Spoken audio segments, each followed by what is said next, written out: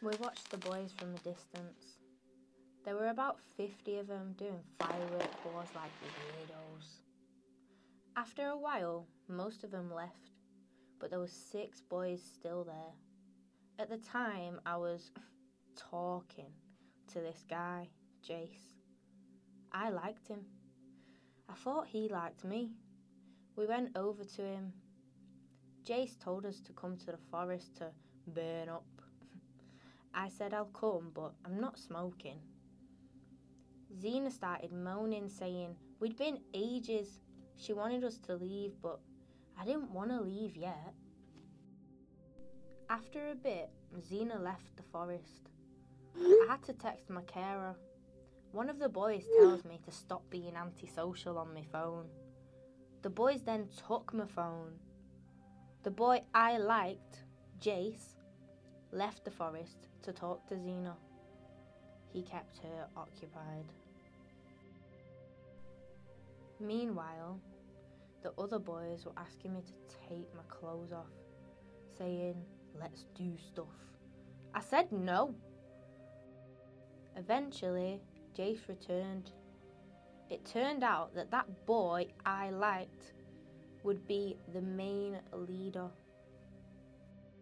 It changed from asking me to take my top off to them holding me down and taking my top off. I was stopping them, pushing them off, but they kept touching me. I told them to stop. They got my top fully off in the end. The boys stood around normal, like nothing was happening, phones in their hand. Eventually, I got my top back. I left the forest. My bag was there, all ripped up. My phone smashed, the SIM card all bent, and the battery was broken. The boys were saying, just stay, like nothing had happened. I was like, no, I'm going home. I went looking for Xena. She was roaming around the estate looking for me. Jace lied and told her I'd gone. She had no clue what had happened until I just started crying. When I got home, my carer started shouting, where have you been? Why haven't you answered your phone? I'd been gone for hours, so she hadn't had a text update. At first, I didn't say anything. I was stunned until my carer was so mad at me, I broke down. I thought, nah, I'm not getting in trouble. I haven't done anything. I told her what had happened, and she called the police. The next day in school, everyone was saying things like, get in the bushes, you slag. Go on, strip in the bushes. Then the calls started. Everyone asking me to do stuff. I was shown a video, captioned, stripping for the man dem. The boys had changed the narrative. School eventually phoned the police and my carer. The police said this was child pornography, which was a punishable crime. I thought that was the end, but every day I had people saying stuff, messaging me. You lied about Jace raping you. Did you have sex with them?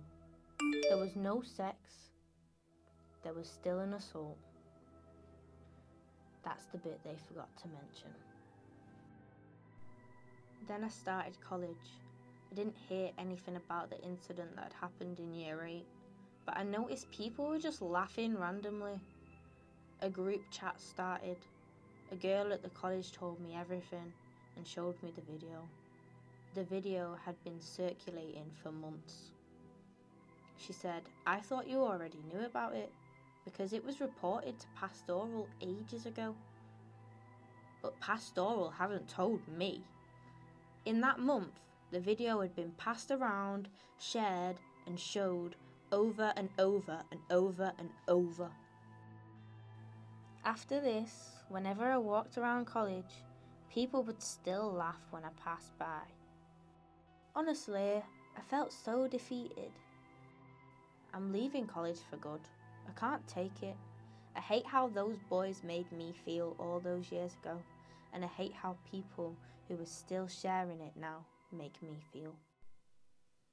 You may think this video's too heavy in detail, but it happened. And young people are sharing child pornography without thinking, providing content for bullies as well as paedophiles. This video needs you to understand the gravity of your actions. Every time you press send on a message, on a video like this, you will be pulling the trigger on a situation that will affect a young person like me. But you may never give it another thought. Or will you? Videos can be deleted, but memories stay with us.